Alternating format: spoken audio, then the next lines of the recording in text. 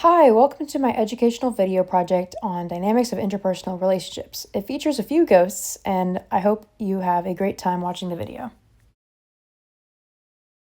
Experimenting, an early stage of relational development where partners search for common ground through small talk and shared interests, and if successful, the relationship intensifies. If not, it may not continue. Okay, so Ghost A and Ghost B are hanging out with each other, they're experimenting, and they are at a restaurant. Hi, I'm Buella. What's your major? Boo Medical Engineering. You? I study zoology. I love to work on different projects for people in the cemetery. That is so cool. I love to work on projects too. Do you go to SoulCycle?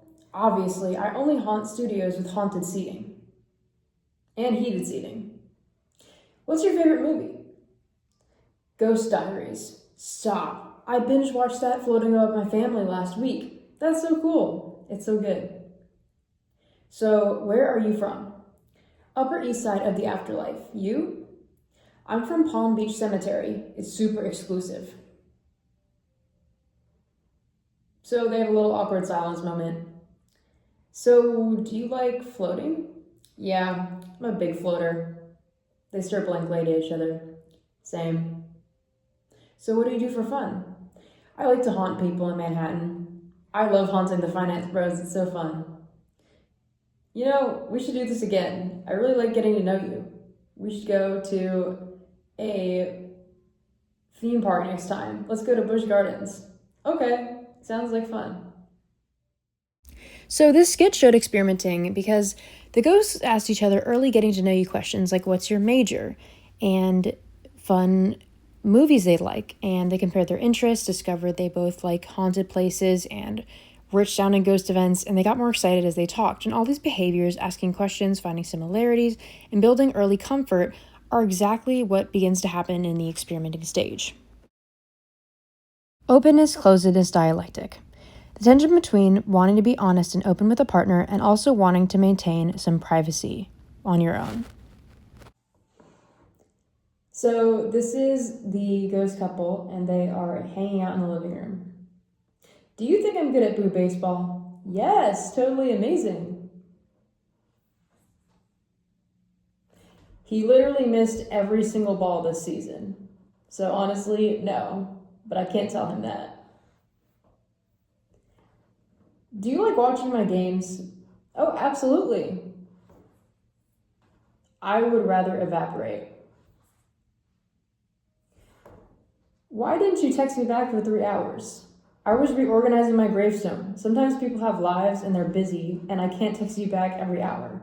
Well, I just want to know that you're there, and I try to make an effort because I care about you. Well, sometimes I have things to do, so you need to respect that. This scene showed the openness, closedness dialectic. My characters wanted to be open to each other, and one wanted to be polite, but she was also holding back her true feelings to protect her privacy and avoid hurting her partner. That tension between sharing and withholding information is exactly what this dialectic describes. So relational transgressions are some violation of rules or expectations of a relationship, and these can be intentional or unintentional. Okay, so these are some ghost friends, and they are at a ghost party. Betty, I cannot believe that you told Brooke that I'm talking to Brandon. That was private. I swear, I thought she already knew. Well, now everyone knows that he talks to 55 other ghosts. And you laughed when someone said that Brandon took another ghost to the park in his Bentley. That was deliberate. Okay, yeah, I was mad, and it was a little funny. You also stole my favorite ghost hoodie and never gave it back. That's not a transgression, and it looks better on me. See, that is intentional. Ghost Betty shrugs dramatically somehow, even though she does not have arms. I can't believe this. This is really frustrating. Okay. So this part shows a relational transgression, that violation of expectations in the relationship. When one ghost lies and breaks an agreement, it's unspoken about honesty, it damages trust, and even if it isn't meant to be hurtful. So the connection autonomy dialectic is tension between wanting closeness and connection with a partner, for example, and also wanting independence in space. Okay, so these are the ghosts at a business meeting, and they both work at the same location, but they are kind of having some issues. So, ghost girlfriend is at work in a meeting.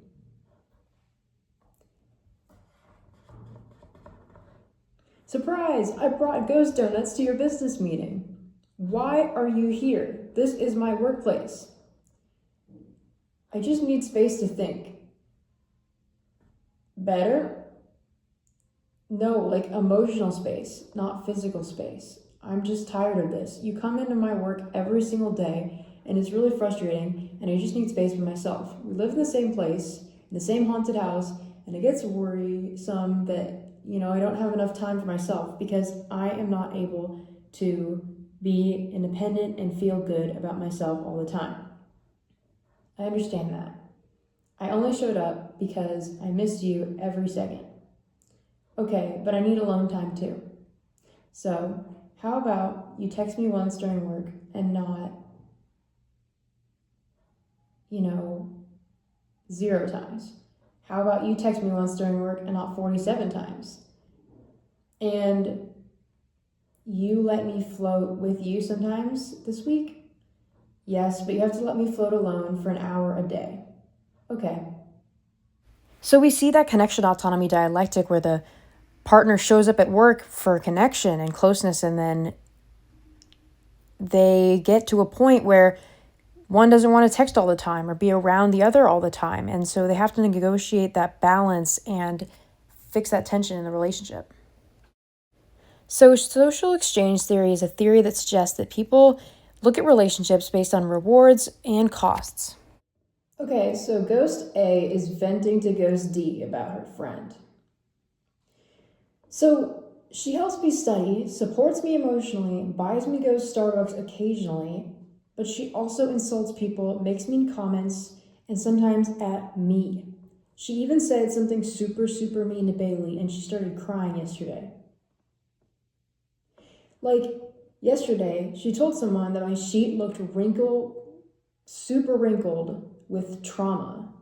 Like, what? That is harsh even for the dead.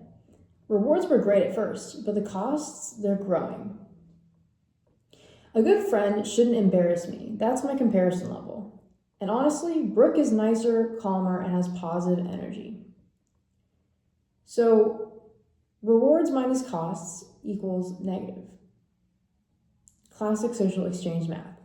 So here, social exchange theory is shown because my characters are talking and one is weighing the rewards and costs of this friendship, and they talk about the good parts like emotional support or help with school or anything that represents the rewards, and then she lists the costs like the friend making rude comments. She's also thinking about her comparison level, the expectation of what a friendship should feel like, and realizing this might not match it anymore.